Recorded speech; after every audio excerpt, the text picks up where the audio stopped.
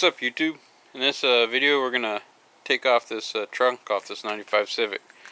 So I'm thinking the first thing you want to do is deal with your electrical cable.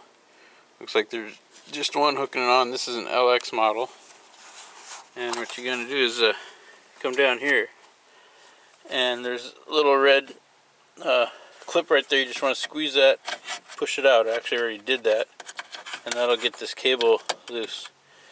And probably gonna need two hands to do this, but all you're gonna do at this point is squeeze that tab there and disconnect this cable.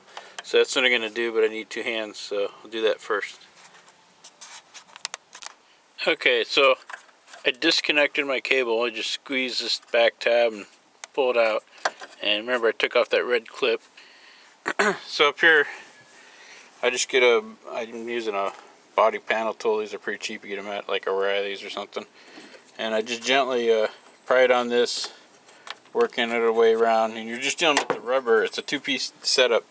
Like, watch, when I pull that cable on the inside, you can see it. I can't see it or not, but anyways, the cable's running, the wires are running on the inside of this, and this is just a protective housing. So you just want to peel back that lip, and you can see it's kind of like a lip right there, and that's what you're working on. And see, there's the cables I'm talking about. The cable is just right in there. There it goes.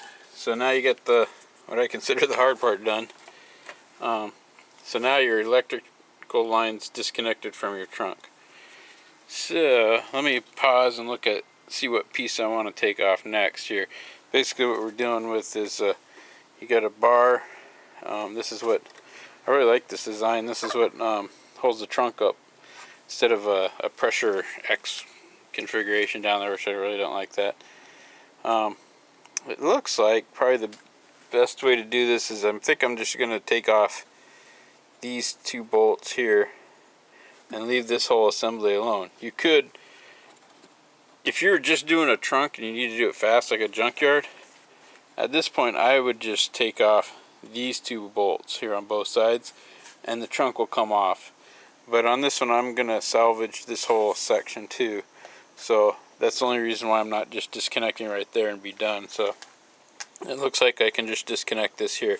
This bar is going to be kind of in the way, but I'll show you what tool I use. I'm thinking I'm going to use my ratcheting box and wrench on that. But we'll see how it goes.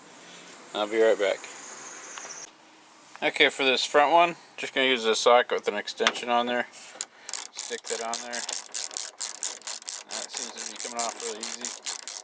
I already did the other side one.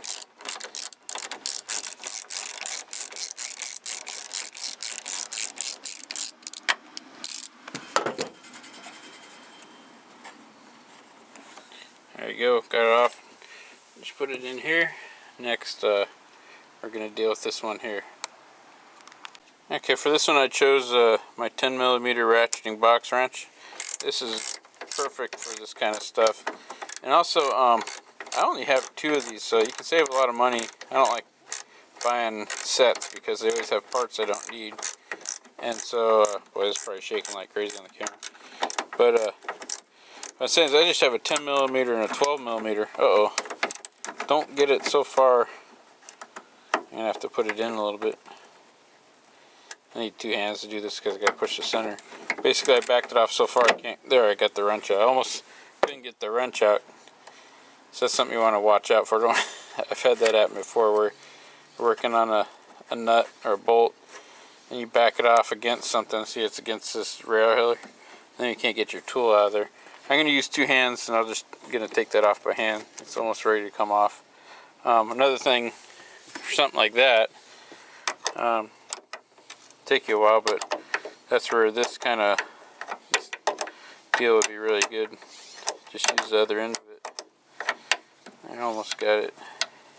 It's probably got a little weight on the trunk on it because I'm doing this with one hand. It should really be supporting the trunk. There we go. So I got that side off. Again, here's my tool of choice. Box, closed ratcheting box end and that end, and open end on that. Let's see. There, we got that off. All I gotta do is take this other one off, and then the trunk will come right off.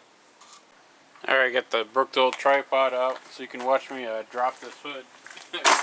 drop this trunk and trip over my toolbox. But hopefully this won't be a disaster on film here.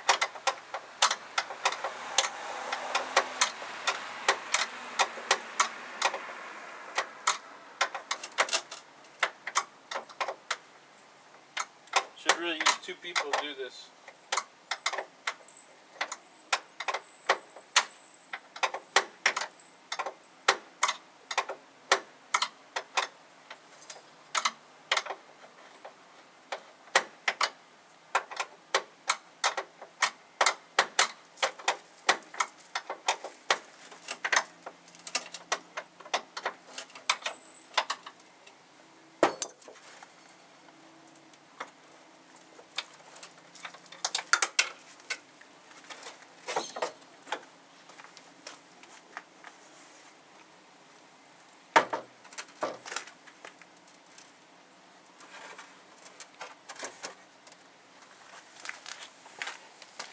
There you go.